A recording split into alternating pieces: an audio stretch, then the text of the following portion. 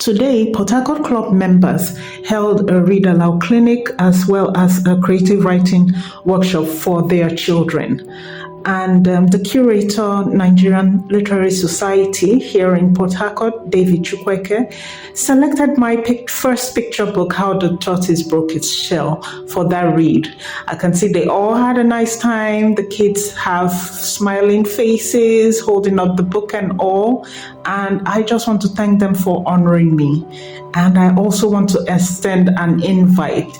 Please, kiddies, come and join me at Alliance Française on Friday, the 30th of August by 10 a.m. so that we could have a book read of my second children's book, the latest one, How the Lizard Lost His Hair.